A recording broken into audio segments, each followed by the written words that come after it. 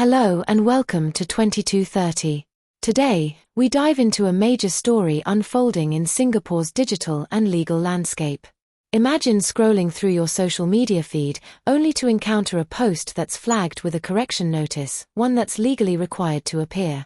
This isn't just any notification, it's part of Singapore's government efforts to combat what it deems as falsehoods related to a particularly sensitive topic, the scheduling of executions and the handling of drug trafficking cases.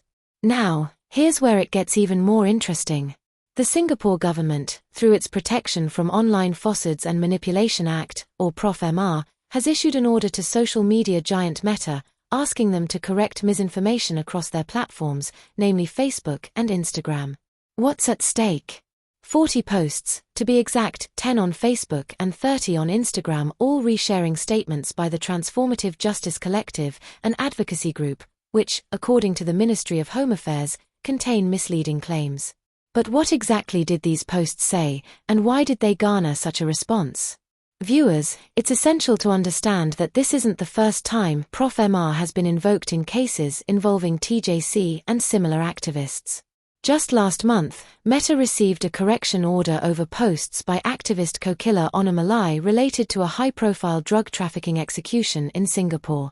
Does this consistent approach signify a broader trend in how Singapore aims to handle sensitive information online, or is it simply a case of enforcing legal clarity on emotionally charged issues? What makes this case especially intriguing is the process of applying targeted correction directions. Under this order, Meta is not required to remove the flagged posts, but to display a correction notice to users who view them, linking to the government's official clarification. This allows viewers like you to read both sides, the original statements and the government's corrections, and decide for yourselves where the truth lies. But this approach brings up some thought-provoking questions. Is this method of tackling misinformation effective in a digital age?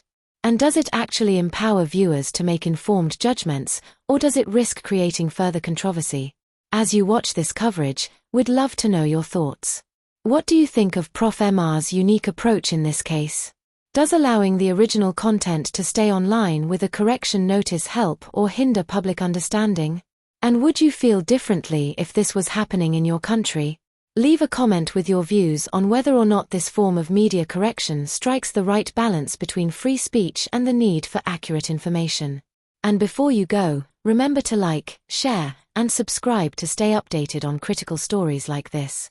Don't forget to join the conversation below. Your voice matters, and we're keen to hear what you think about this news.